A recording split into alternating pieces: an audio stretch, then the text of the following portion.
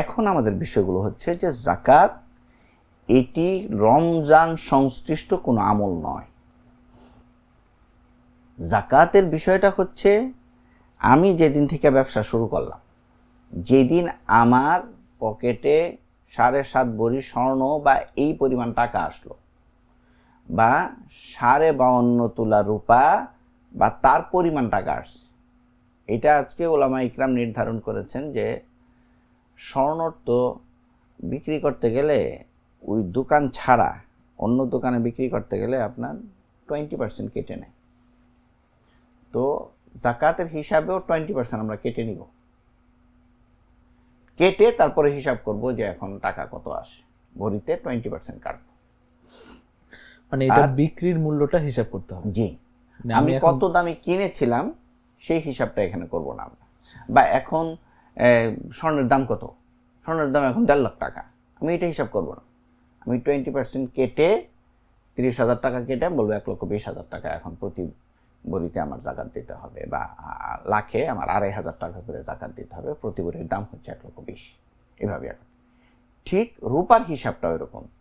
রূপা ভালো মানের যে রূপাটা আছে সেইটা আপনার প্রায় আমি 2-3 দিন আগে খোঁজ নিয়েছিলাম, সেটা হচ্ছে 2500 সামথিং।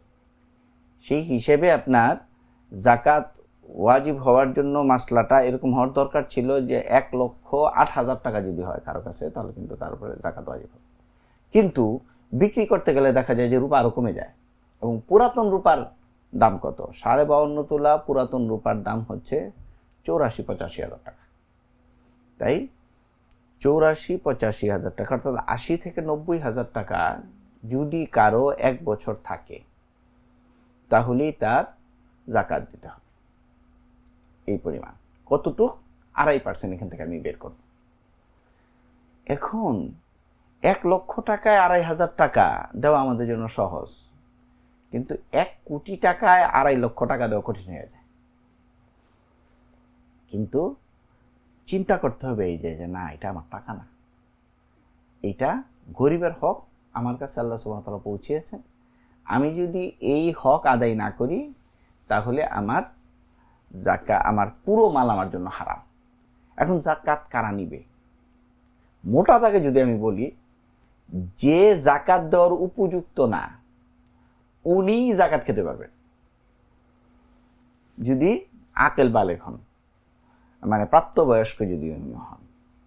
আর যদি অপ্রাপ্তবয়স্ক থাকেন সেই ক্ষেত্রে জাকাতের মাল গ্রহণের ক্ষেত্রে আপনার অভিভাবক এটার এখতিয়ার থাকে। এটা এখন জাকাতের বিষয়টা লক্ষ্য করতে হবে এরকম যে আমার কবে 1 বছর হয়েছে, আমি জানুয়ারি মাসে ব্যবসা শুরু করলাম, 1 বছর হয়েছে আমার ডিসেম্বর মাসে, সুতরাং ওই সময় আমার জন্য জাকাত দেওয়া হচ্ছে জরুরি, আমার জন্য ফরজ এটা। এখন আমি রমজানের জন্য অপেক্ষা করতেছি, তাহলে আমার কাজ কি? আমার তো হায়াত মৌতের কোনো নাই, নিশ্চয়তা নাই। আমি রমজানে জাকাত আদায় করব। আমাদের দেশে এবং এই সাবকন্টিনেন্টেই একটা কনসেপ্ট এটা আছে যে রমজানে যেহেতু 1/70 হয়, তাই আমরা জাকাতটাও রমজানে আদায় করব। ঠিক আছে, তাহলে এই যে 4টা মাস আমি অপেক্ষা করলাম, এই সময় আমার ওসিয়ত করে যেতে হবে যে আমার যদি ইন্তেকাল হয়ে যায়, আমার এই পরিমাণ জাকাত আসছে, আমার জাকাত কি করতে হবে? দিতে হবে। আমার ইন্তেকাল হয়ে গেলে ওয়ারিসদেরকে বলে যেতে হবে তোমরা কি দিও, জাকাত দিয়ে দিও। বিষয়টাকে আমরা এইভাবে গুরুত্ব দিতে হবে। আমরা গুরুত্ব দিই না, রমজান টু রমজান দিব, অথচ এই যে 4 মাস তো গ্যাপ পড়ে যাচ্ছে আমার।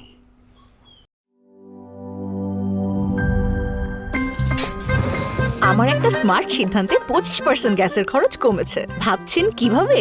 সাধারণ গ্যাস স্টোভ বদলে আমি এনেছি আরএফএল গ্যাস স্টোভ। এর সাইন্টিফিক নজল ও ব্রাস বার্নার ক্যাপ সমানভাবে তাপ ছড়িয়ে রান্না করে দ্রুত, তাই গ্যাসও বাঁচায় 25%, টাকাও বাঁচে 25%। আরএফএল গ্যাস স্টোভ, নিরাপদ ও গ্যাস সাশ্রয়ী।